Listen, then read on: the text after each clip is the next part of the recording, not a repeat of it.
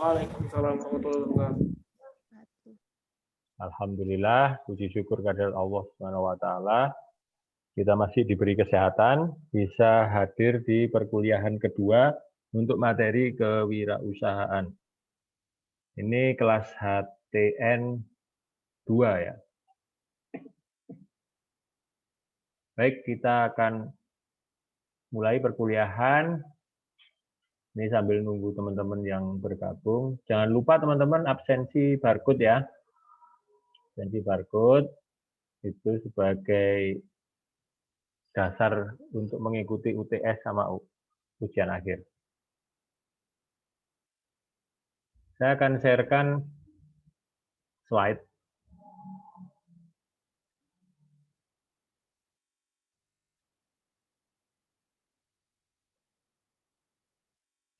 Sudah terlihat ya? Oke, sudah nampak ya? Visi dan misi dalam bisnis ya. Atau visi misi seorang entrepreneur. Nah, ini materi kedua, kita akan membahas visi dan misi. Tapi sebelum masuk ke sini, silahkan dijawab pertanyaan saya. Apa sih yang diperlukan pertama untuk modal ya, modal seorang pengusaha yang diperlukan pertama itu apa? Ada yang bisa jawab? Silakan. Apa yang, misalkan saya mau buka usaha nih, apa yang diperlukan yang harus dimiliki terlebih dahulu ya, sebelum membuka usaha itu? Silakan dijawab. Ayo, nama, kemudian dijawab. Saya Pak Januar. Ya, silakan Jan. Kalau menurut saya sih kalau untuk mengawali sebuah peluang usaha itu kita harus Suaranya agak dekat ke mic. tes. Ya, oke, sip. Kalau menurut saya Pak, hal yang pertama yang dilakukan dari orang yang ingin membuka peluang usaha itu pasti melakukan riset dulu, kayak mencari tahu apa sih usaha yang perlu yang dibutuhkan pada zaman sekarang nih apa. Ya. Terus yang kedua itu kayak buat perencanaan gitu Pak. Rencananya ke depannya itu usaha ini bisa maju apa enggak atau berhenti di situ-situ aja. Oke, Januar Gitu, ya. Terima Oke, kasih. sip. Ada lagi, satu lagi, silakan. Satu lagi. Dari siapa? Nama, silakan. Apa aja yang diperlukan sih modalnya? Saya Pak. Silakan, Bintang ya, silakan. Iya Pak. Pertama pada saat kita ingin membuka suatu bisnis atau usaha, itu menurut saya Pak, kita harus mengetahui bisnis apa dulu yang akan kita jalankan dan pandangannya di ke depan. Oke. Terus bagaimana prosesnya di ke depannya nanti, bagian marketingnya, entah kalau misalnya kita tidak ingin mengeluarkan modal besar, bagaimana kita mempresentasikannya kepada investor dan kurang lebih seperti itu Pak. Oke, siap. Berarti intinya teman-teman menjawab tentang riset pasar dan bisnis plan ya. Jadi intinya itu kan. Nah, sudah betul. Nah, nanti saya betulkan dulu apa yang diperlukan ya. Sebenarnya itu juga diperlukan, tetapi yang tidak kalah pentingnya, karena ini sudah saya kasih clue loh ya. Clue-nya kan sudah tak bagi nih, visi dan misi ya. Jadi yang diutamakan itu sebenarnya mindset dari owner atau pengusaha itu, gitu kan. Nah, sudah tak kasih clue-nya, ini visi dan misi. Berarti kalau jawab ya paling jawab harus punya visi dan misi dulu, Pak. Nah, gitu itu benar jawabannya. Padahal sudah tak sampaikan di depan. Baik, ini perkenalan, nanti bisa dibaca sendiri, nanti saya share ya ini. Nah, dari mana sih mulainya kalau mau membangun bisnis? Ini pertanyaannya kan begitu. Apa saja yang harus kita miliki? Nah, ini teman-teman perhatikan dalam 1 jam ini, teman-teman akan mendapatkan inspiring ya atau motivasi yang luar biasa tergantung dari pemahaman teman-teman tentang materi yang saya ajarkan. Dari mana mulainya? Pertanyaannya. Nah, saya akan analogikan dengan sebuah bangunan. Ya, sebuah bangunan. Ada yang tahu ini? Bangunan ini namanya apa? Tempatnya di mana? Di Dubai kayak itu, Pak. Burj Khalifa, Pak. Ya, siapa yang jawab tadi Burj Khalifa siapa? Abdul Aziz, Pak. Abdul Aziz ya. Burj Khalifa. Tempatnya di mana? Dubai. Dubai. Ada yang pernah ke sana? TW, Pak. Segera, Pak. Insya Allah segera. Saya sudah lihat filmnya, tapi di filmnya Mission Impossible yang Ghost Protocol. Ya, kalau lihat itu, nah ini film ini berlatar belakang di Burj Khalifa. Tom Cruise lari-lari di atas gedung situ, kemudian turun ada badai gurun. Nah, itu lokasinya persis di Burj Khalifa. Nah, ini adalah yang tercatat sebagai menara atau tower tertinggi di dunia yang sudah jadi. Ada lagi beberapa yang belum jadi, itu nanti akan mengalahkan Burj Khalifa, tapi ini belum jadi. Ada di Indonesia juga ada juga di China. Nah, itu bangunan tertinggi. Nah, kalau kita membangun seperti ini, bangunan tertinggi, kemudian teman-teman tahu ya, Dubai itu di Timur Tengah, kemudian ada gurun, kemudian ada badai gurun, ya kan? Ada angin. Kok berani bikin seperti ini? Ini kan melawan angin ini. Ternyata, teman-teman, di balik pembangunan menara yang setinggi ini, itu desainnya luar biasa. Jadi perencanaannya, kemudian semangatnya, itu luar biasa. Contohnya aja seperti ini. Nah, ini kalau dibandingkan bangunan di seluruh dunia yang tertinggi, ya, itu mungkin ada di New York, ada di Amerika, itu banyak tuh beberapa gedung. Kemudian Petronas, menara kembar Petronas ini ya. Ini separuhnya aja ya. Menara kembar itu kan paling 500-an tingginya. Ini hampir 1 kilometer ya, 1000 meter. 1 kilometer diberdirikan. Nah, kalau Monumen Nasional Indonesia itu ada di mana ya? Nggak kelihatan di sini. Nggak ada ya. Tingginya cuma 100 meter ya, 100 meter. Itu Monas. Nah, bangunan setinggi ini ternyata teman-teman bikinnya itu luar biasa. Dari mulai gambar, ya blueprint ya, gambar blueprintnya itu sudah dirancang memang untuk menara yang tinggi. Contohnya untuk pondasi. Pondasi aja nih tingginya, ini manusia di sini ya, ini mungkin tingginya 50 meter ini. Ini ada nggak di sini? Nah, ini 50 meter ya. Tingginya 50 meter dengan diameter 1,2 meter, ini diameternya. Ini manusia aja segini. Bayangkan ini 50 meter tingginya. Itu pondasi. Pondasi itu berarti masuk ke dalam tanah. Nggak kelihatan ini. Dan jumlahnya ribuan. Mungkin ada 4.000 itu.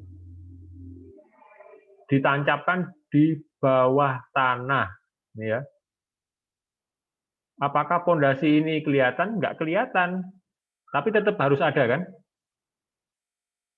Di permukaan nggak kelihatan, tetapi dia adalah penunjang dari berdirinya sebuah bangunan. Itu pondasi. Nah, tergantung. Anda mau bikin bangunan menara 1000 meter atau cuman bangunan 1 lantai. Ini pondasinya berbeda. Kalau 1 lantai ya sudah tinggal dibikin slope, ya, di semen, pakai batu kali, selesai. Itu kalau 2 lantai berbeda lagi ya, lebih dalam lagi. Nah, sekarang kalau teman-teman bisnis juga begitu. Mau bikin yang setinggi apa teman-teman itu harus tentukan dulu. Saya hanya bisnis cuman kuliner aja kok. Ya udah pondasinya nggak terlalu ribet itu. Paling ya survei pasar, tentukan produksi, sudah selesai. Pondasinya nggak terlalu ribet. Nah, itu kalau dianalogikan dengan bisnis. Ya. Terus kita lihat agak naik ke atas, yang kelihatan di permukaan itu kan bangunan ya. Badannya. Badannya itu coba dilihat. Yang paling bawah itu bangunannya bentuknya seperti ini. Ternyata ini adalah desain untuk menahan angin.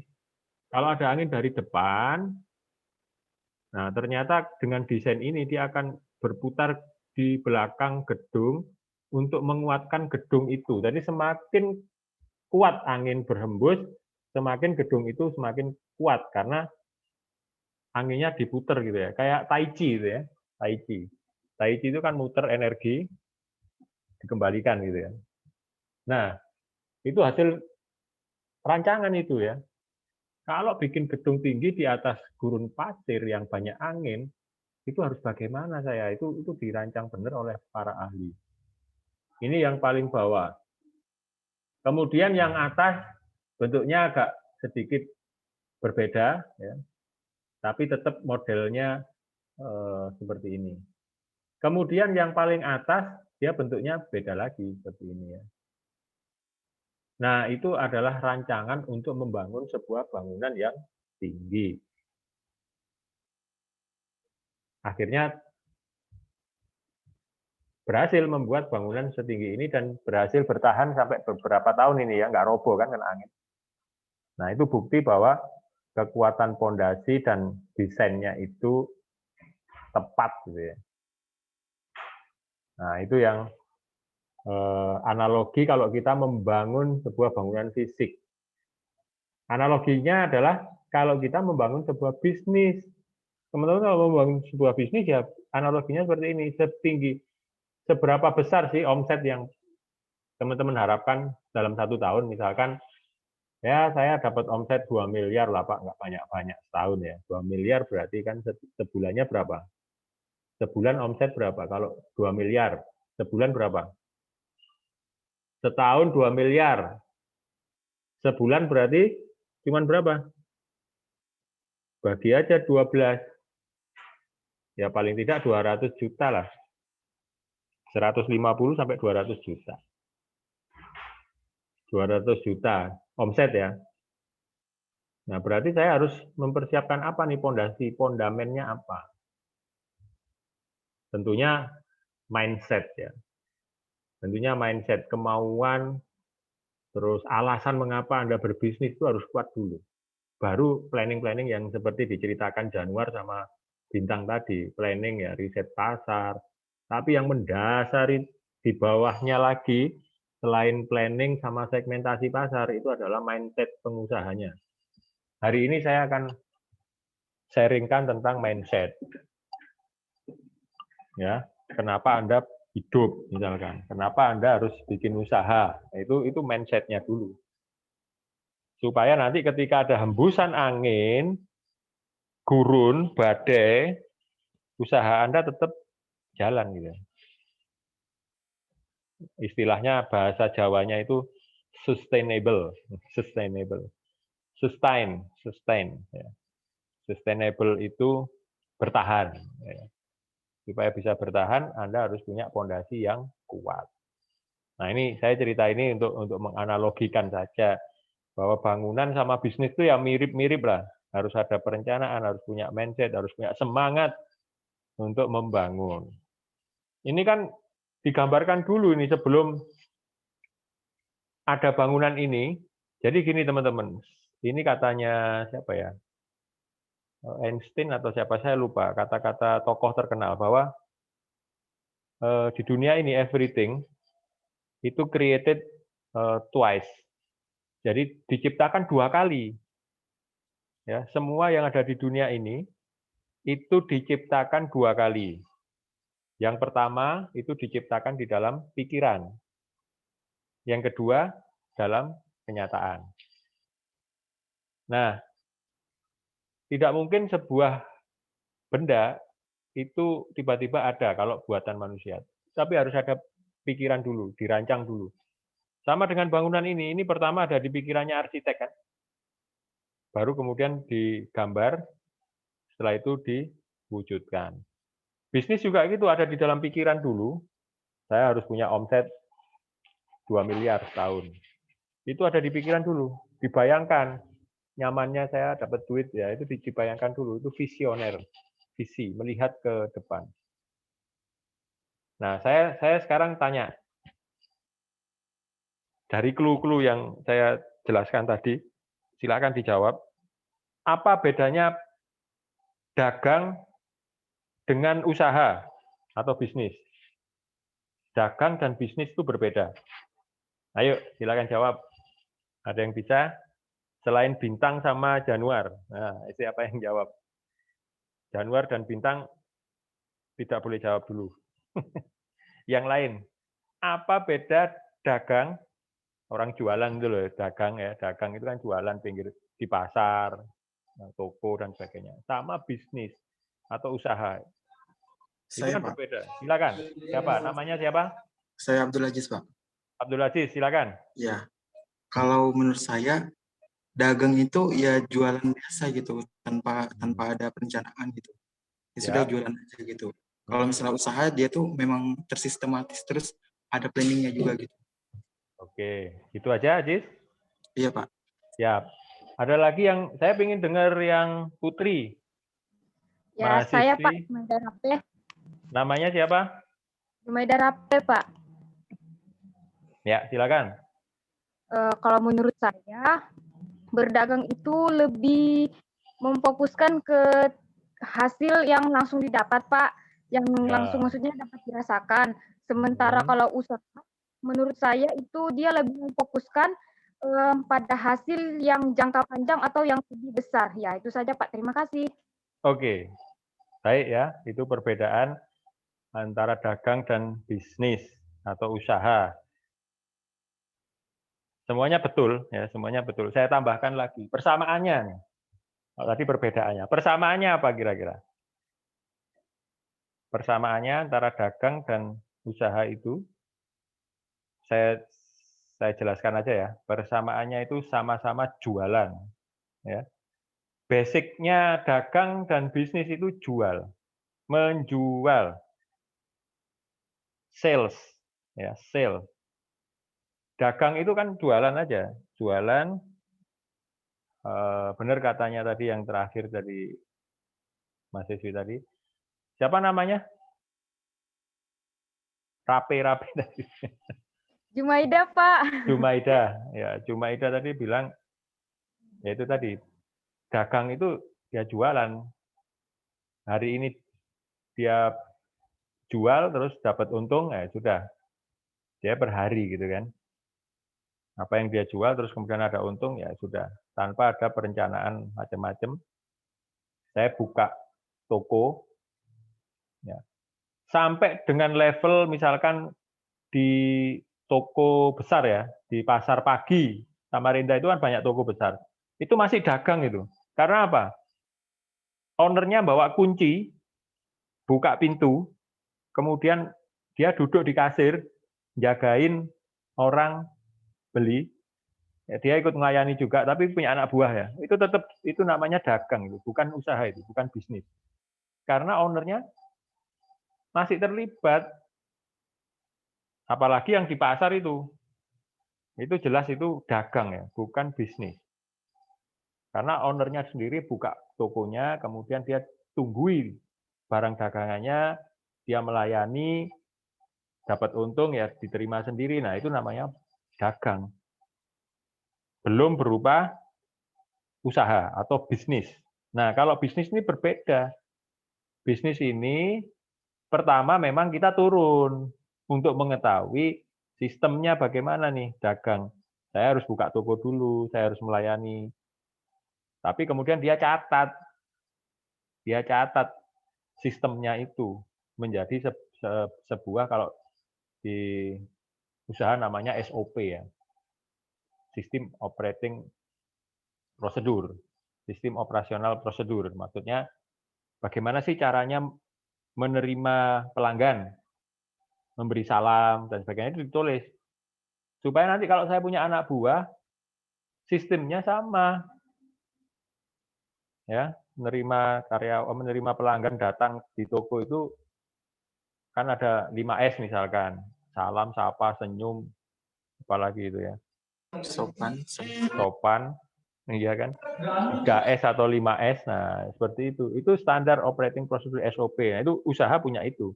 Kemudian bagaimana standar pencatatan keuangan. Nanti kalau punya accounting, ya kan kita berharapnya besar, tapi kan dimulai dari yang kecil.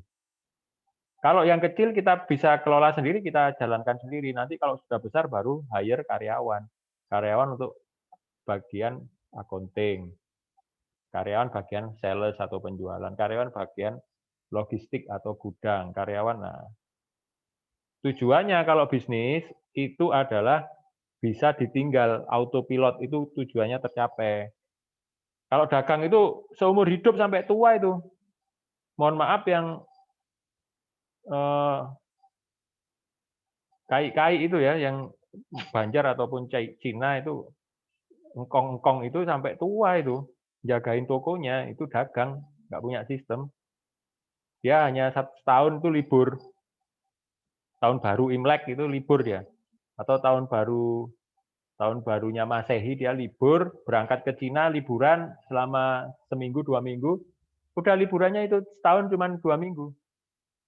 Kembali lagi ke aktivitas sehari-hari. Nah itu dagang itu masih. Nah kalau bisnis, usaha itu kalau sudah punya sistem, sepanjang tahun dia tidak ada di situ. Itu kalau sudah bisnis itu. Sampai kalau saya punya teman ini yang punya, tahu Eramat ya? Eramat kan banyak tuh cabangnya tuh, swalayan. Itu ownernya itu nggak tahu jumlah karyawannya berapa. Nah itu bisnis itu dia. Jumlah karyanya berapa, Pak? Jumlah karyanya berapa sekarang? Tak tanya ke HRD. Karyawan kita jumlahnya berapa? 3.000, Pak. HRD-nya yang tahu gitu. Terus omset berapa, Pak? Sehari dari seluruh cabang. Waduh, aku nggak tahu lah. Itu bisnis itu memang. Sampai ownernya nggak ngerti detail-detail. Nah, itu bisnis. Nah, teman-teman nanti kan larinya ke sana, tapi harus dibangun lewat dagang dulu. Dagang dulu, ini basicnya adalah dagang, karena dagang dan bisnis itu sama-sama jualan, sales. Intinya bisnis dan dagang itu sama, sales. Tanpa sales, Anda nggak hidup kalau di bisnis atau dagang. Tanpa penjualan, Anda mati. Kuncinya adalah di sales. Nah, itu kita kembali ke dalam pemikiran dasar. Ya, pondasi itu apa sih? Pondasi, karena kita ngomongin pondasi nih. Pondasi itu ada 3 yang perlu diperhatikan. Yang paling dalam itu pertanyaan why, mengapa. Hubungannya dengan purpose. Purpose itu kebermanfaatannya. Mengapa saya harus melakukan bisnis? Why? Mengapa? Alasan terdalam Anda. Ya, why? Ini purpose of life Anda ketika membangun bisnis. Mengapa saya harus membangun bisnis? Itu harus digali. Biasanya kalau di ruang kelas ini, ya tak suruh tutup mata gitu ya. Tak setelkan lagu, mengapa saya harus berbisnis gitu ya. Karena ini ada unsur NLP, karena harus di dalam hati yang paling dalam. Mengapa saya berbisnis? Kalau saya tanya nih, mengapa Anda sekolah? Mengapa Anda kuliah? Jawabannya apa? Silakan dijawab siapa saja. Mengapa Anda kuliah? Pengen dapat ilmu lagi, Pak. Dapat ilmu, oke. Terus? Pengen sukses juga. Ingin sukses, oke. Ada lagi? Pingin bahagia, pingin dapat jodoh. Kuliah pingin dapat jodoh. Ini terserah aja. Itu mengapa Anda kuliah? Pertanyaannya. Banyak kan ingin dapat ilmu. Tapi tak balik sekarang. Mengapa ini benar nggak gitu kan? Misalkan ini waktu SMP atau SMA. Mengapa Anda sekolah waktu SMP SMA? Sama kan, mendapatkan ilmu. Tapi itu bukan dari dalam hati itu. Itu hanya di dalam bibir, diucapkan di Bibir saja itu. Kenapa kok begitu, Pak? Iya, soalnya tak tanya. Misalkan pada SMP, pada saat SMP atau SMA, pas hari Sabtu gitu, tiba-tiba ada pengumuman. Hari ini Bu Guru rapat ya, rapat, sehingga Anda pulang cepat. Nah, ini jujur Anda jawab. Teman-teman ini bahagia atau sedih? Gurunya Bahagia, rapat. Pak. Oh, bahagia kan? Ayo jujur, nggak mungkin sedih. Padahal tujuannya tadi mengapa Anda belajar, Anda sekolah adalah tujuannya apa? Mencari Dapat ilmu. Cari Pak. ilmu. Anda hari itu tidak mendapat ilmu kok bahagia. Nah, kan? Bertolak belakang kan? Itu hanya di bibir saja itu, mengapanya itu. Hanya di ucapan. Iya. Makanya kita itu kok berbahagia banget ketika kita libur ya, waktu sekolah. Karena kita itu sekolah itu tertekan. Begitu tekanannya dilepas kan bahagia kan? Bahwa kegiatan belajar, kegiatan di sekolah itu tertekan gitu kan? Tidak bahagia sebenarnya. Ketika Anda gurunya rapat, berarti tidak ada pelajaran, lepas dari tekanan Anda bahagia. Itu yang tidak disadari. Terus gini, tak tanya, mengapa Anda harus minum air 8 gelas sehari? Ayo, mengapa? Biar sehat, Pak. Biar sehat. Kebutuhan, Pak. Kebutuhan, Pak. Kalau nggak minum meninggal nanti kita. Ya, Anjuran sakit. dokter, Pak. Anjuran dokter. Biar nggak dehidrasi. Nah, kan kalau tanya misalkan air mineral nih, tahu Anda air mineral itu seperti apa? Itu WOT ya. WOT, apa itu air mineral? Anda tahu kan? Yang ada dalam botol itu. Kemudian, bagaimana cara minum? Anda pasti tahu, how. Prosesnya tahu minum ya. Cara minum tahu kan? Tutupnya dibuka dulu, jangan langsung nanti ketelen. Tutupnya dibuka dulu, baru diminum, ya kan? Tahu cara minum. Terus Anda tahu juga mengapa Anda harus minum, tahu kan? Untuk kesehatan, karena 80-90% badan kita terdiri dari air. Kalau kekurangan air, maka kita sakit. Katanya dokter tidak ada orang sakit kecuali dia kehausan. Jadi harus banyak minum. Anda bisa demam, Anda bisa batuk, itu karena kekurangan air. Contohnya saya ini 2 minggu ini sakit, karena kurang air. Lupa, ngejum gini ini harusnya minum, gitu kan. Nah ini lupa lagi minumnya. Nah, seperti itu. Mengapa? Tapi kebanyakan teman-teman ini lupa. Sudah tahu mengapa harus minum, tapi tidak melaksanakan. Akhirnya jatuh sakit, ya kan? Nah, itulah. Mengapanya ini harus benar-benar masuk ke dalam sanubari, di dalam hati kecil yang paling dalam. Bisnis juga begitu. Mengapa Anda berbisnis? Saya ingin membahagiakan orang tua, Pak. Kalau saya nggak berbisnis, saya nggak dapat income. Kalau nggak mendapat income, saya nggak bisa membahagiakan orang tua. Nah, itu alasan yang keren itu menurut saya. Saya harus berbisnis, Pak. Saya nanti 10 tahun lagi saya harus punya pondok pesantren gratis untuk 1.000 orang. Kalau saya nggak berbisnis, saya nggak dapat. Wih, keren banget itu. Nah, mengapa Anda berbisnis? Itu harus Anda gali. Kalau cuman, wes pokoknya bisnis. Nah, ini kewajiban materi mata kuliah kewirausahaan ya. Jadi saya pokoknya bisnis aja. Nah, itu berbeda hasilnya dengan yang bisa menggali mengapa saya berbisnis. Itu hasilnya pasti berbeda. Fondasinya kan berbeda. Bangunannya berbeda. Kalau yang alasannya itu kuat, nanti bangunannya seperti Burj Khalifa. Tapi kalau alasannya sekedar di bibir tadi, nah nanti bangunannya ya paling rumah biasa gitu kan. Kena angin roboh. Gitu. Nah itu ya. Jadi perbedaan di situ aja sudah. Nah, antara sukses dan gagal itu ditentukan oleh ini, teman-teman. Ini rahasia ya. Ya, sukses yang benar-benar barokah itu ditentukan dengan ini. Mengapa dan mengapanya untuk orang lain itu. Why-nya itu saya ini ingin membahagiakan orang tua dengan mengumrohkan minimal ya. Kalau saya target saya sudah tercapai, menghajikan orang tua. Di tahun 2011 saya sudah dengan uang saya menghajikan orang tua.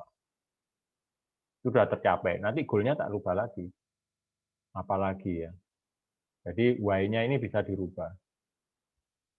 Nah itu bikin kita semangat ya. Punya goal. Nah, goal ini kenapa harus ditentukan? Kalau teman-teman jalan itu kemudian nggak tahu kemana, sopir taksi itu bingung juga. Mbak mau kemana, Mbak?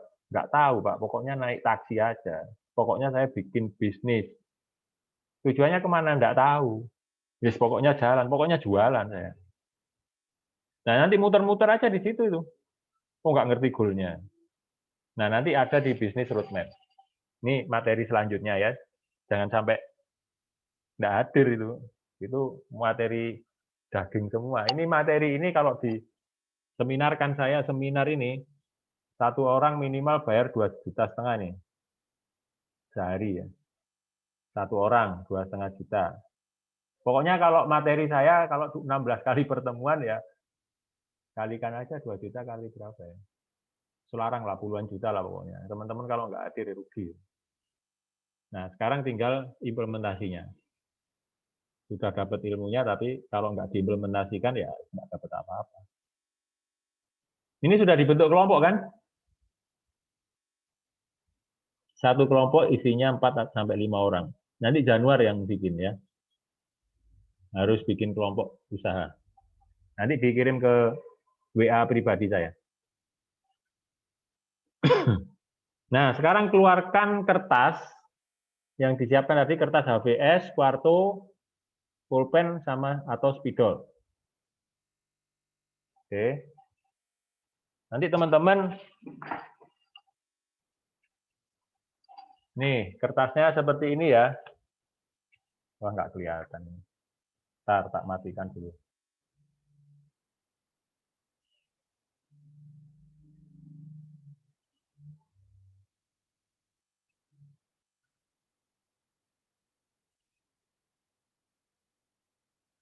Kelihatan ya, ini kertas HVS. Ini teman-teman bagi jadi 2 dulu. Jadi atas sama bawah ditekuk. Ya, jadi 2 dulu. Ya. Bagi 2. Ini kan kita punya bagian atas dan bagian bawah ya. Nah, yang bagian bawah ini dilipat lagi. Dilipat lagi. Jadi Anda punya berapa bagian tuh? 3 ya? Ini kan? Tuh kan 3 kan? Yang atas, terus ini tengah, kemudian bawah ya.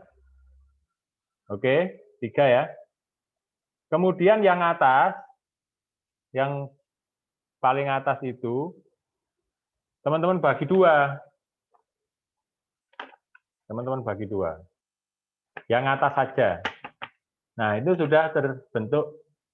Berarti kita punya berapa bagian? 1, 2, 3, 4. Oke. Kasih tulisan. Ini bagian 1, ini 2, 3, 4. Ya. Nggak kelihatan tulisannya. Ini nomor 1. Ya, nomor 1, 2, 3, yang tengah ini 3, yang bawah 4. Nah, 4 bagian kan?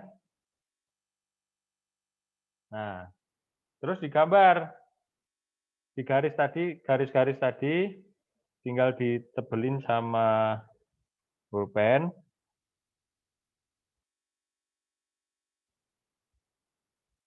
Ada 4 bagian ya. Nah, seperti ini. Jadi pakai pulpen ya, dibagi. Nah, gambarlah pohon beringin yang ada di slide. Gambar aja. Nah, gambarnya gini ya, yang tengah ini batang. Yang tengah itu batangnya ada di sini.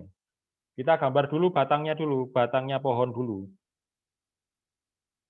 Ya, batangnya pohon digambar dulu ya. Nah, batangnya pohon digambar dulu. Kemudian yang paling bawah, bagian bawah nomor 4 itu kan akar tuh. Gambar aja akar. Akarnya pohon beringin. Di sini ada ranting di atasnya. Ya, ranting. Kemudian, nah, bikin daunnya yang besar ya. Karena pohon beringin kan. Nah, seperti ini nanti. Pakai spidol. Ya, ini ada pohon, daun ya, daun, kemudian ada batang. Di sininya batang. Kemudian paling bawah adalah akar. Nah, teman-teman yang sebelah kiri atas itu teman-teman kasih namanya output. Ini kan output. Ini ya, output. Kemudian yang sebelah kanan atas itu namanya outcome. Outcome.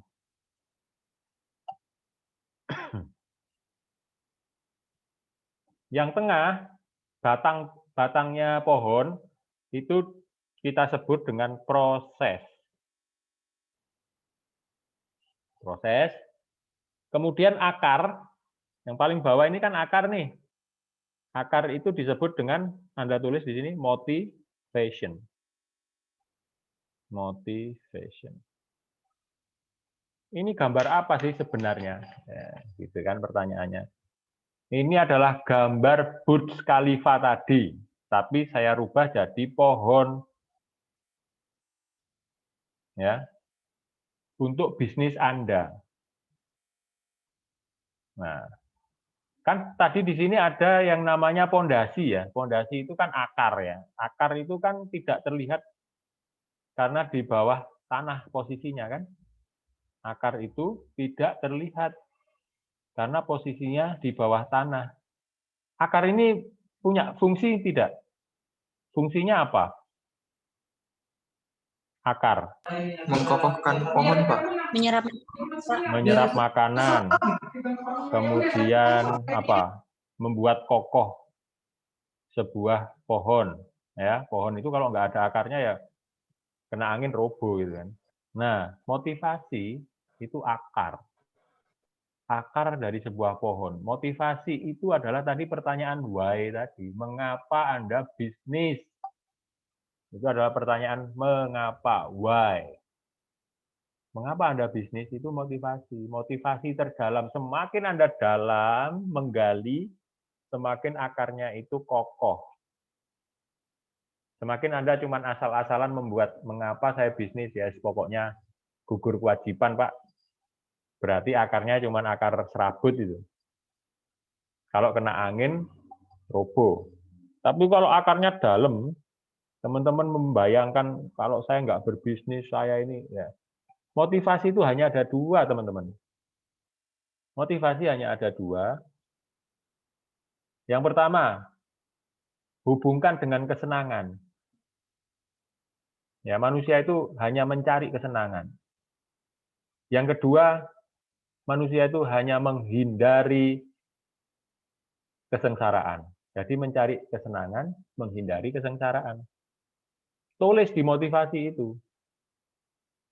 Ya, motivasinya apa? Nah, nanti teman-teman boleh menggunakan apa namanya? Sticky note atau post-it ya. Tahu post-it? Ada yang tahu post-it? Nggak tahu, Pak. Kalau sticky note kayaknya tahu. Nah, ya sama Tahu, Pak, aja. post-it, Pak. Tahu, Pak. Sama aja itu sticky note sama post-it itu podo aja. Siap-siap. Nah, itu ditempelkan itu. Ditempelkan. motivasi saya bisnis. Tempel. Nah, ini tidak hanya untuk motivasi bisnis saja ya. Tetapi motivasi Anda, misalkan Anda kasih judul di atasnya itu, ini adalah pohon ekspektasi. Namanya ini pohon ekspektasi ya. Ini enggak kelihatan ini. Ini namanya pohon expectation tree. Pohon ekspektasi. Saya punya harapan bagaimana. Ini untuk kuliah juga bisa. Motivasi saya kuliah apa gitu kan, ditulis di bawah. Atau kalau bisnis ya motivasi bisnis saya apa. Kemudian proses itu adalah how. Bagaimana? Kalau tadi minum air tadi kan, bagaimana cara minum air ya dibuka dulu botolnya terus diminum. Nah, how ini proses, ini di batangnya ya. Di batangnya pohon itu proses. Proses ini apa saja? Anda kembangkan 5 kata sifat yang positif. Misalkan kalau saya mau bisnis, ya ini ekspektasi bisnis misalkan. Motivasinya adalah ingin membahagiakan orang tua. Berarti kesenangan kan? Atau kalau kesengsaraan ditulis saja, kalau saya tidak berbisnis, saya tidak makan. Kan sengsara kan? Wah, itu ngeri itu. Wah, dia harus bisnis itu. Kalau saya nggak bisnis, saya nggak hidup. Karena saya nggak dapat uang untuk makan. Wah, itu ngeri itu. Itu pasti dia akan menjalankan bisnisnya sampai mati. Nah, apa yang Anda lakukan itu proses. Proses ya. Proses itu kata sifat yang positif. Proses itu kata sifat yang positif. How, bagaimana? Misalkan saya akan mencapai cita-cita saya kalau saya lebih giat bekerja. Saya harus lebih rajin bangun pagi.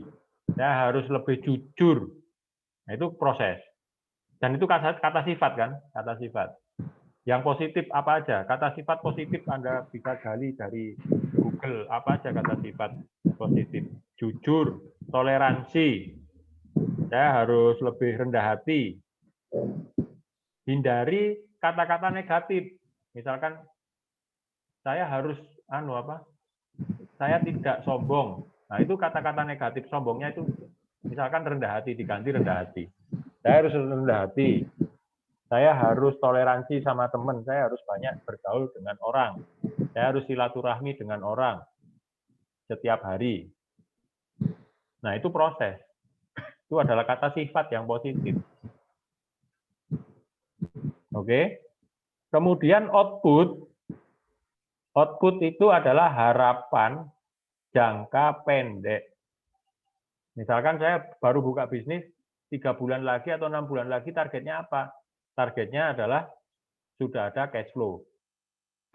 Sudah punya pelanggan sebanyak 100 orang. Itu target. Nah, itu output. Harapan jangka pendek. Output adalah harapan jangka pendek. Kalau outcome, itu adalah visi 5 tahun. Kalau saya buka bisnis, 5 tahun lagi, bisnis saya seperti apa? Oh, sudah punya 5 cabang, Pak. Karena setiap tahun saya buka 1 cabang. Di tahun ke-5 sudah punya 5 cabang. Itu outcome, itu 5 tahun. Boleh 10 tahun. Kalau saya bisnis, 5 tahun ke depan atau 10 tahun lagi, saya sudah seperti Indomaret. Misal, saya seperti Eramart, gitu kan. Bisnisnya berarti toko kelontong, misalkan. Tapi stylenya adalah swalayan. Nah, misalkan bisnisnya seperti itu. Nah, itu outcome. 5 tahun. Boleh tidak masuk akal? Boleh. Outcome kok terserah. Karena kan Allah itu seperti prasangka hambanya. Kalau Anda berprasangka saya bisa, itu Allah yes juga itu. Allah itu seperti prasangka hambanya. Berarti kalau kita berprasangka baik, ya baik.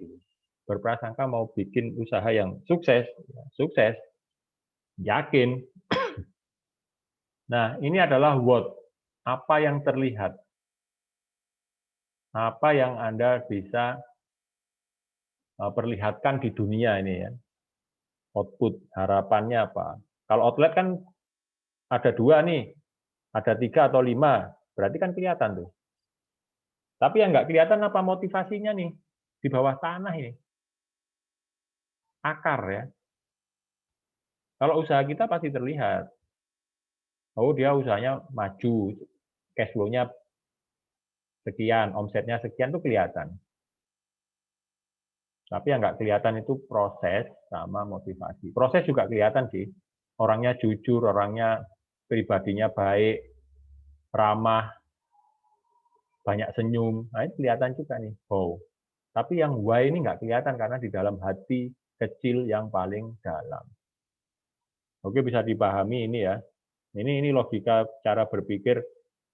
Ini materi S2 sebenarnya. Cuman ya nggak apa-apa, Anda harus bisa menerima ilmu ini. Karena ini akan dipakai.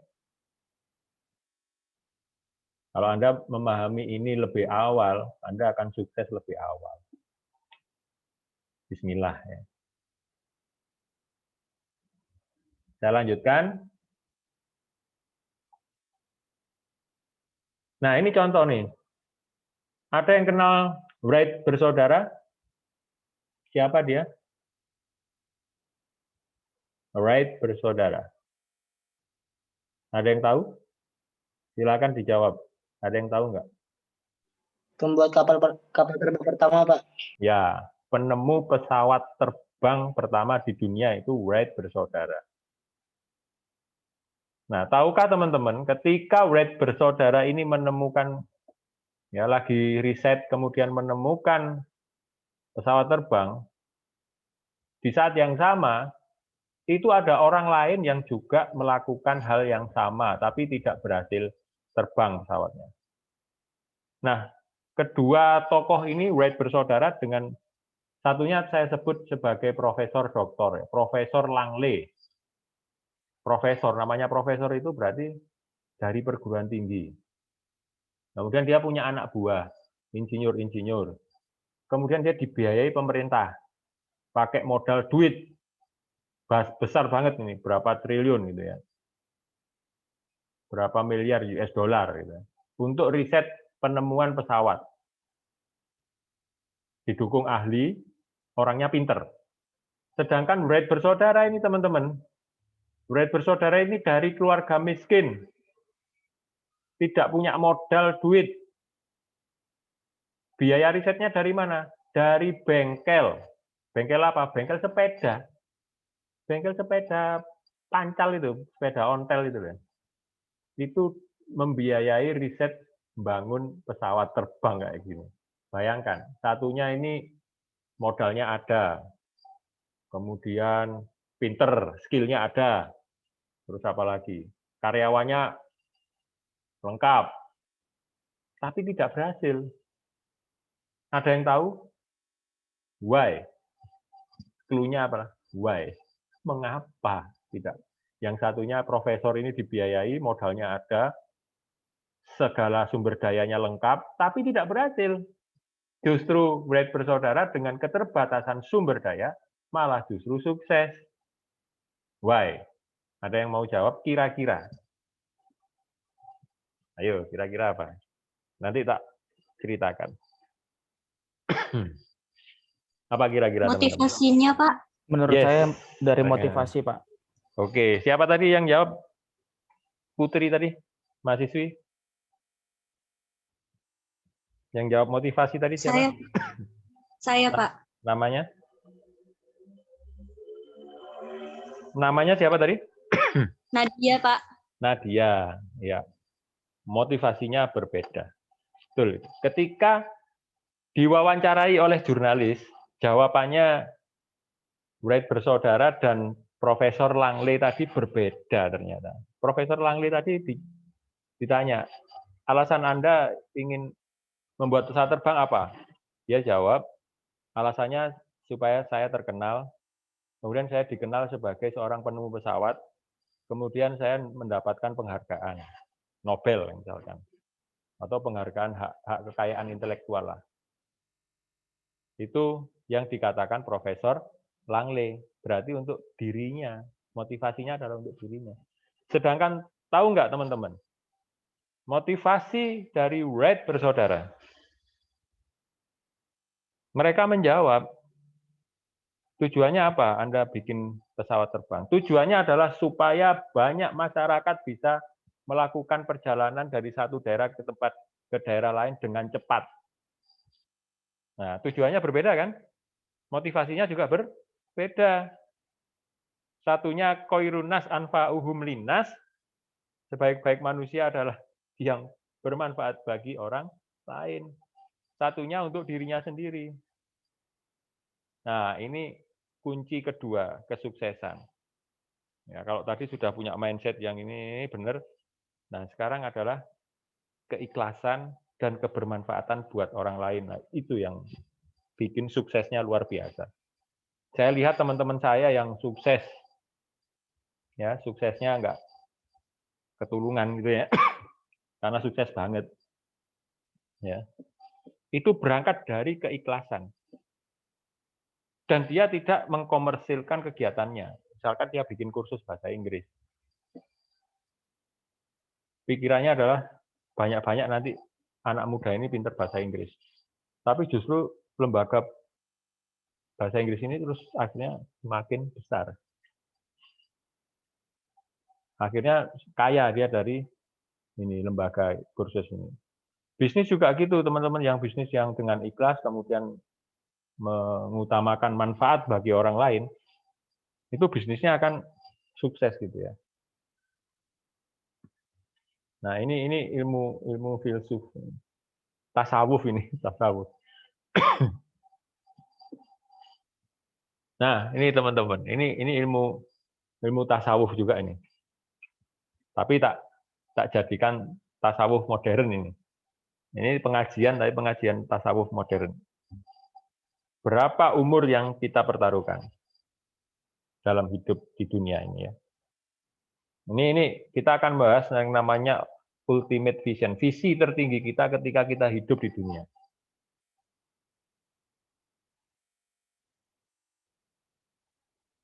Kalau kita punya jatah hidup di dunia, rata-rata Muslim itu 60 tahun ya. Nabi kita berapa? 62 tahun ya. Nabi Muhammad itu 62 tahun. Ya kita rata-rata 60 tahun lah. Bismillah mudah-mudahan lebih ya. Tapi ya enggak apa-apa, mau cepet mau itu enggak apa-apa. Kita ini kalau bahasa Jawanya itu kan hidup di dunia cuman mampir ngombe ya. Mampir ngombe itu ya mampir minum. Mampir minum dalam perjalanan itu kan ya sebentar aja dari perjalanan yang jauh gitu ya. Atau kalau dalam perjalanan kita kehujanan, ya, bayangkan kita perjalanan ke kampus nih, dari rumah ke kampus, itu perjalanan ya, dari rumah ke kampus, kemudian hujan, teman-teman kan biasanya apa? Ngiyup ya, ngiyup itu apa? Berteduh, berteduh kan di bawah pohon atau di bawah ruko gitu kan. Nah, dalam perjalanan itu kan berteduhnya ini kan sebentar aja kan. Nggak mungkin lama gitu kan. Begitu reda hujannya, nanti Anda akan melanjutkan perjalanan. Nah, hidup di dunia itu Anda seperti berteduh. Anda seperti berteduh. Sebentar aja. Tapi dalam berteduh itu Anda disuruh cari modal atau sangu ya. Bekal. Hidup di dunia itu Anda cari bekal. Taruh kata Anda hidup 60 tahun. Kalau diberi jatah 60. Ini kan masing-masing orang jatahnya beda ya. Apalagi di tahun 2020 itu banyak teman-teman saya, saudara, sahabat itu dipanggil ya sama Allah. Ya karena kena COVID, karena ini banyak. Itu jatahnya 60 tahun. Kita nggak hitung masa muda. Masa muda itu kan sampai anak-anak itu ya, anak-anak sampai umur 15 tahun, akil balik itu kita nggak hitung lah. Berarti kalau 60 tahun dikurangi 15, hasilnya berapa? 45 tahun. Ini masa yang kita pertaruhkan. Tapi kita dalam hidup itu kan tidur ya. Ada tidur sehari 8 jam. Padahal dalam satu hari 24. Berarti sepertiga hidup kita itu untuk tidur. Berarti 45 dibagi 3, 15. Berarti tadi 45 kurangi 15.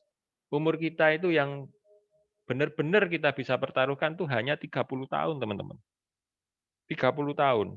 Dari umur 60, jatahnya 30. Kalau umurnya 50, jatahnya paling 25. Cuman 25 tahun kita hidup di dunia yang benar-benar kita pertaruhkan. Nah, kita mau pertaruhkan untuk apa? Kan tadi saya bilang dapat sangu, cari sangu ya, cari bekal. Ya sudah, mulai kita menyadari kehidupan ini adalah kita sudah dewasa ya, harus punya tujuan, niat yang benar. Kemudian prosesnya juga benar, hasilnya juga benar. Dalam bisnis juga begitu teman-teman. Harus punya tujuan yang benar, niatnya harus benar. Makanya motivasi tadi yang benar. Kemudian prosesnya itu tadi kan mengembangkan sifat-sifat yang positif. Prosesnya juga harus benar.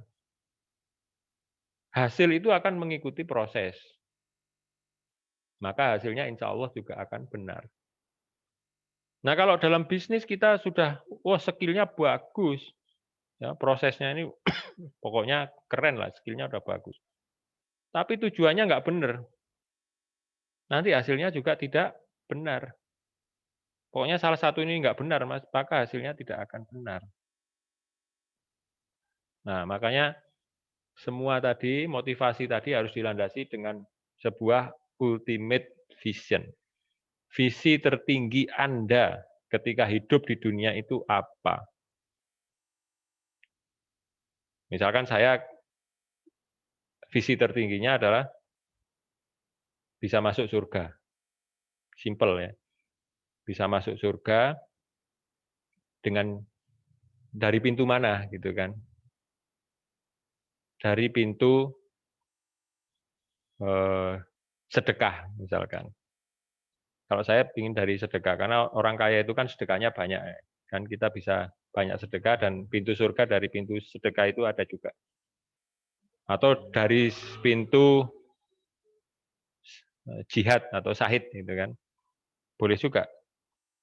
Syahid yang benar tapi ya. Jangan syahid mati syahid yang konyol gitu kan. Membela agama. Itu visi tertinggi boleh.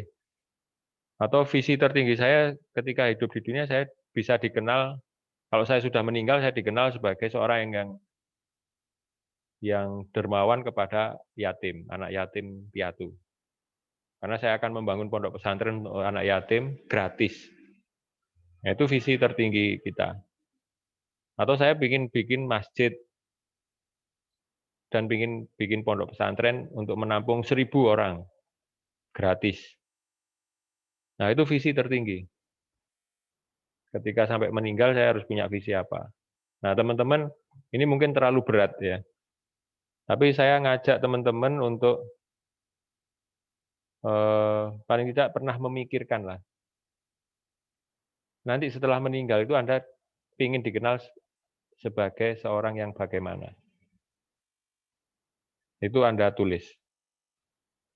Home fund ini ya, PR. PR-nya adalah visi tertinggi saya. Atau apa ultimate vision Anda? Visi tertinggi saya apa? Ini PR pertama. Oke, paham ya? Visi ya. Kalau saya meninggal nanti saya dikenal orang sebagai orang yang bagaimana? Orang yang baik, orang yang soleh, orang yang bagaimana terserah. Nah, kalau sudah itu, baru kita menginjak ke visi usaha. Nah, teman-teman ini kan sudah ada kelompok, tapi ini tolong dikerjakan masing-masing individu. Setiap mahasiswa. Anda bayangkan Anda punya usaha nanti ya. Nah, cara membuat visi, visi itu kan visioner, visi itu kan vision ya. Vision itu bayangan. pandangan, gambaran di masa depan. Di masa depan itu harus ada rentang waktunya. Ini syarat sebuah visi itu harus ada rentang waktu, cakupan operasional, pencapaian mutu, dan pihak eksternal yang mendapatkan benefit dari usaha saya siapa. Nah, ini visi usaha. Nanti teman-teman masing-masing bikin ya. Visi usaha. Tak kasih contoh visinya perusahaan Astra Internasional. Visinya adalah menjadi salah satu perusahaan dengan pengelolaan terbaik di Asia. Nah, ini cakupannya Asia Pasifik. Dengan penekanan pada pertumbuhan berkelanjutan, nah ini kualitasnya. Dengan membangun kompetensi, ini kualitas juga, pengembangan sumber daya manusia, struktur keuangan yang solid, dan kepuasan pelanggan dan efisiensi. Nah, kepuasan pelanggan ini adalah eksternal. Harus mempunyai itu. Atau lebih simpel lagi, visinya Unilever. Visinya Unilever itu ternyata untuk meraih rasa cinta dan penghargaan dari Indonesia, dari masyarakat Indonesia ini, dengan menyentuh kehidupan setiap orang Indonesia setiap hari. Apakah visi Unilever ini tercapai, teman-teman? Anda itu gosok gigi pakai Unilever itu. Pasta giginya Unilever. Sikat giginya mungkin juga Unilever. Kan Pepsodent dan sebagainya, sabun-sabun itu kan semua Unilever semua itu. Hampir setiap hari teman-teman bersentuhan dengan Unilever. Ini visinya sudah tercapai ini. Ya kan? Nah, visi itu seperti itu. Sedangkan visi mini university, saya punya organisasi untuk kewirausahaan ya di Bank Indonesia. Itu rentang waktunya saya tentukan 2025. 5 tahun lah, ini 2020 kemarin bikinnya. Cakupannya adalah Indonesia, mutunya adalah gerakan ekonomi, agen perubahan ekonomi, dan dampak sosial ekonomi. Pihak eksternal yang mendapatkan benefit adalah memberdayakan pengusaha lokal.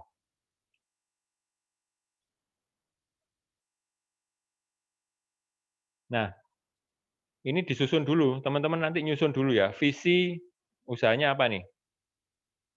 Usahanya adalah keripik pisang, keripik pisangku misalkan. Kunya pakai Q, ya. Keripik pisang Q, ya, gitu kan. Terserah nanti apa namanya, tiap individu bikin aja. Kira-kira visinya bagaimana? Anda membayangkan tentang waktunya tahun berapa akan tercapai, cakupan operasionalnya wilayahnya Samarinda, atau Kaltim, atau Tenggarong saja, atau Balikpapan saja. Pencapaian mutunya apa? Yang terbaik, terbesar, dan sebagainya kan. Kemudian yang merasakan manfaat eksternal itu siapa? Nah, kalau sudah tersusun seperti ini, baru visi itu dibuat dalam satu bentuk kalimat. Nah, kalimatnya ini, sebagai penggerak ekonomi dengan memberdayakan sumber daya lokal terbesar, nah, ini kualitas, terbesar di Indonesia, ini wilayah, pada tahun 2025. Nah, ini teman-teman harus punya visi itu, harus ada jangkauan waktunya, mutunya, kualitas, ya. Kemudian siapa yang mendapatkan benefit eksternalnya. Nah, ini PR kedua. PR pertama tadi apa? Mencari atau menentukan ultimate vision Anda. Itu PR pertama. PR kedua, tuliskan visi usaha Anda. Ini tiap individu dulu, nanti baru kelompok. Ini tiap individu bikin ya. Usahanya terserah, Anda mau membayangkan usaha apa yang Anda mau jalankan. Atau kalau sudah punya usaha, usahanya itu ya yang kita ingin tahu visinya apa.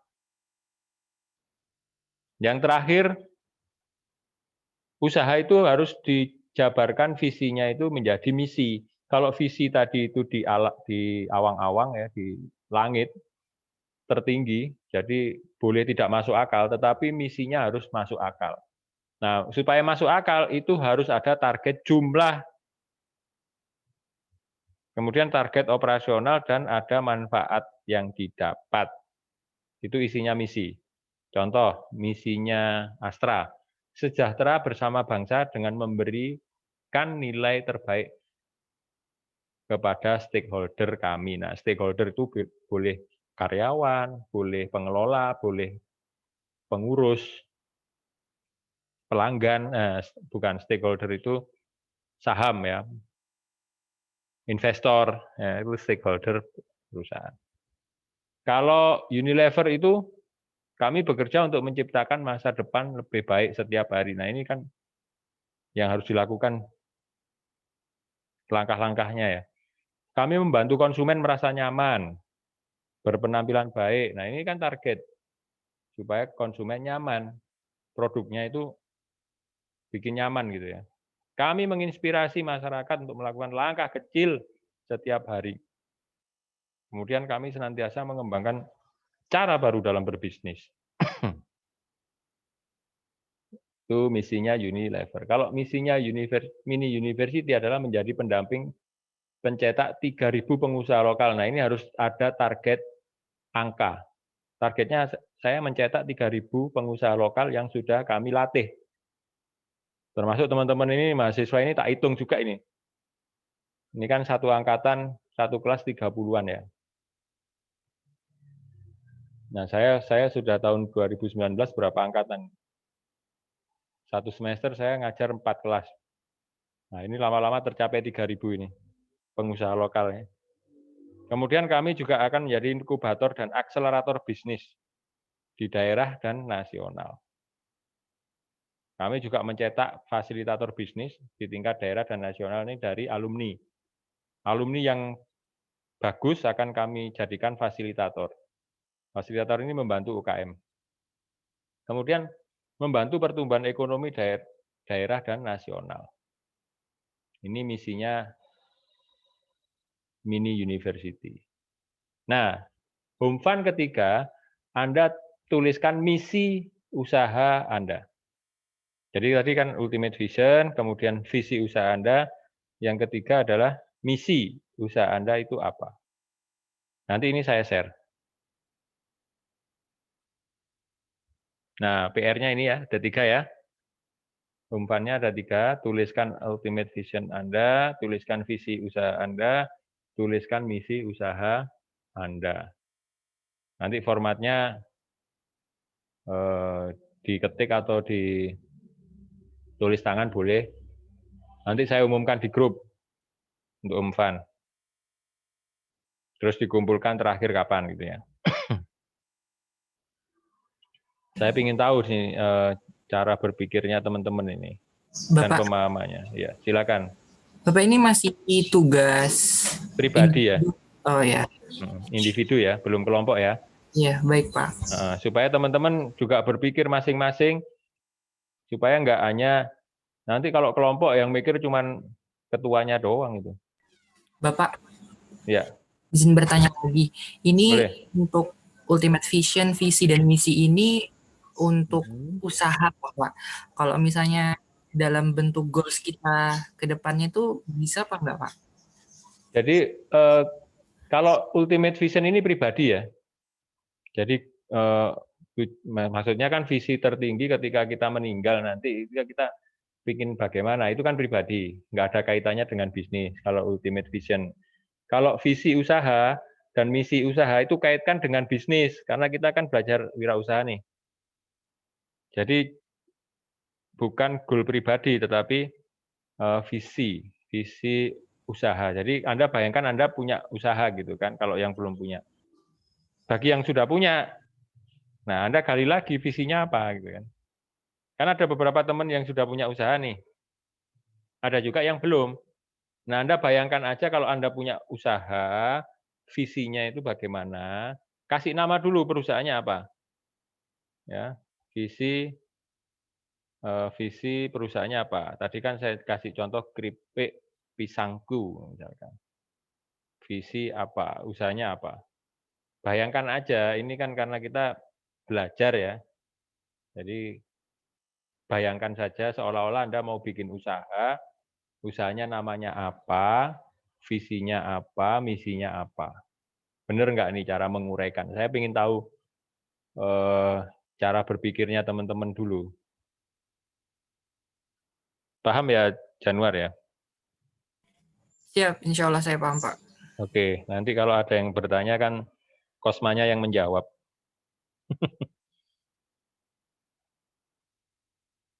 Ya, baik. Itu dari saya. Ada lagi pertanyaan sebelum saya akhiri? Ini sudah masuk asar ya. Nanti kita Boleh melaksanakan bertanya, Kak, sholat. Pak? Boleh, silakan. Nadia ya, silakan. Iya, Pak.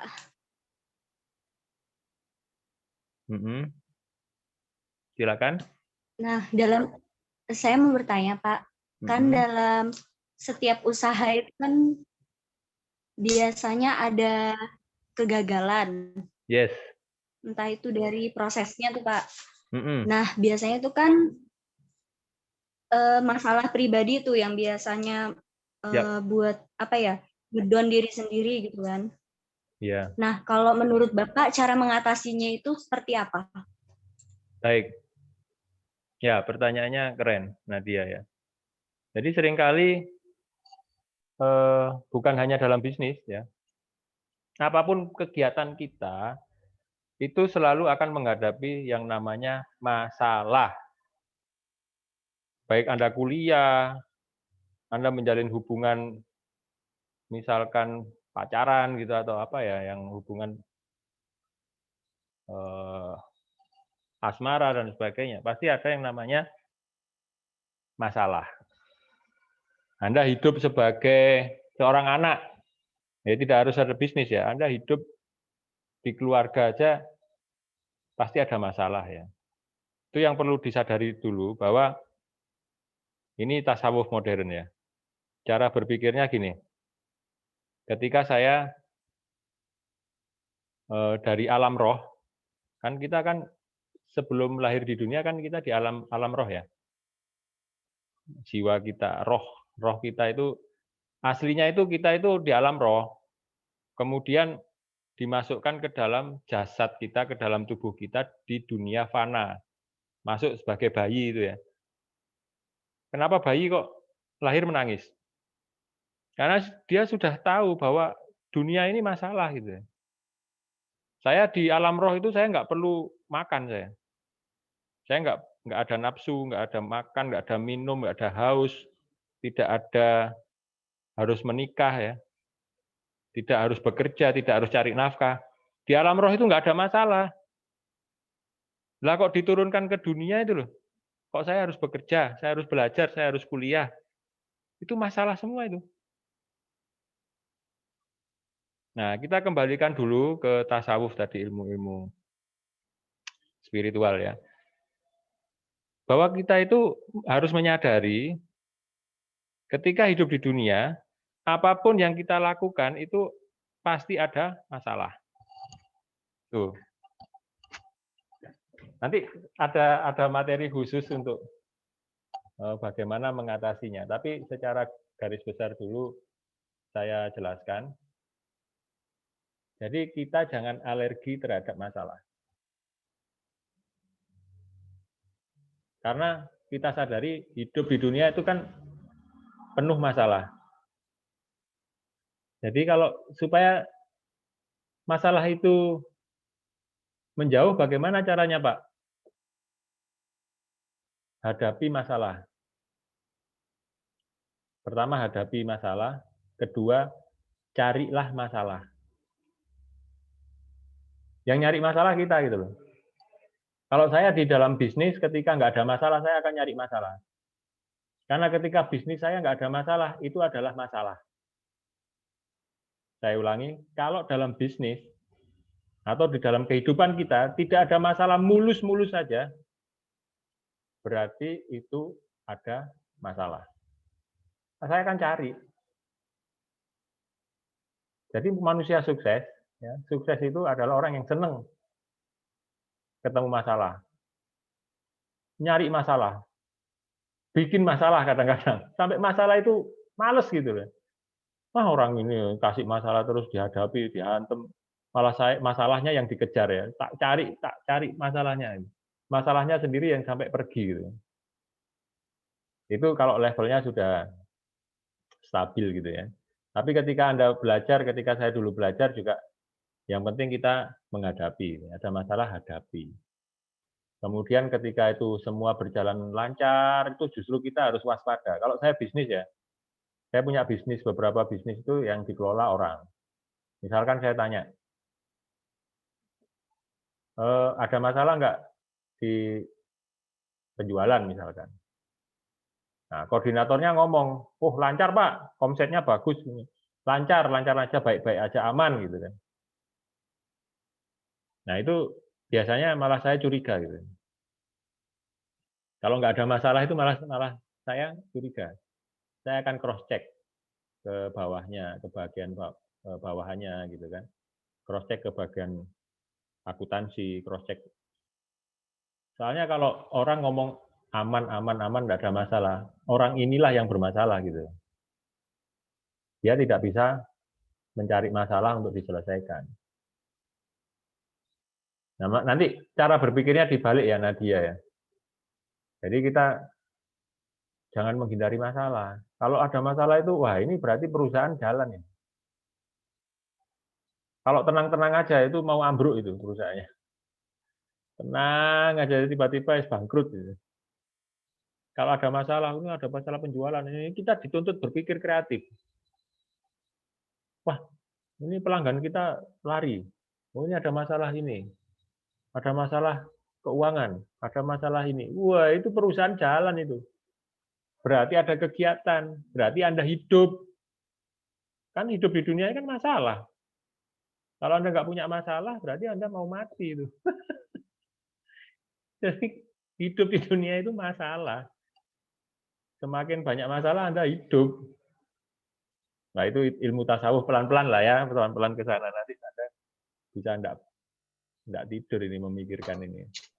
Jadi bertahap nanti kalau kita ngobrol lagi nanti saya jabarkan lagi bagaimana ngatasi masalah.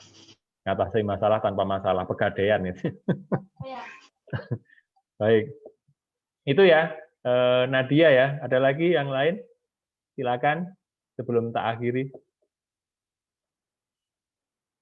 Masalah itu selalu ada, harus dicari itu. Kalau aman-aman saja itu malah harus curiga. Ya. Konflik dalam hubungan antar cowok dan cewek dan sebagainya itu kalau mulus-mulus saja itu ya malah bahaya. Ya. Harus ada konflik ya. Saya ingin bertanya Pak. Silakan. Yang ingin saya tanyakan Pak mengenai berbisnis. Bisnis ya. Misalkan kita berbisnis atau berdagang Pak, tapi sisinya kita jual barang atau punya orang Pak. Nah itu masih bisa dikatakan berbisnis kah Pak? Bisa.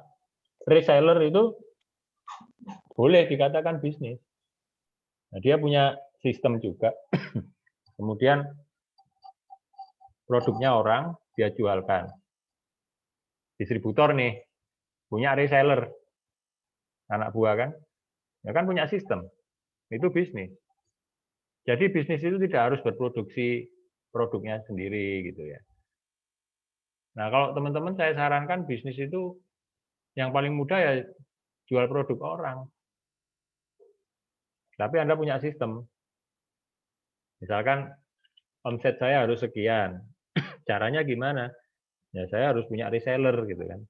Nah, reseller itu kan perlu dibina. Ya, itu bisnis itu. Jadi tidak harus menjual produk yang dihasilkan sendiri gitu ya. Tapi saya membatasi ya. Produknya yang boleh dijual itu bukan produk multi level. Karena ada produk yang dijual lewat sistem multi level marketing MLM. Nah, itu saya batasi itu tidak boleh di dalam kewirausahaan ini. Alasannya ya saya punya alasan khusus lah. Tapi kalau misalkan saya jual produk kosmetik yang itu bukan MLM boleh. Saya ngambil skincare dari distributor, kemudian kita jual, dan saya dapat untung. Kemudian saya punya anak buah dan punya reseller, punya sistem lah. Itu namanya bisnis. Bukan hanya dagang kalau Anda sudah punya sistem. Gitu ya, Ramla ya? Ya, Pak. Terima kasih, Pak. Oke. Oke, sudah tidak ada ya. Saya akhiri dulu. Terima kasih atas perhatiannya. Mohon maaf jika ada salah kata. Tetap jaga kesehatan, teman-teman. Jaga protokol kesehatan lah. Jaga jarak, pakai masker, selalu cuci tangan. Baik, terima kasih. Saya akhiri billahi taufik wal hidayah. Wassalamualaikum warahmatullahi wabarakatuh. Waalaikumsalam warahmatullahi wabarakatuh.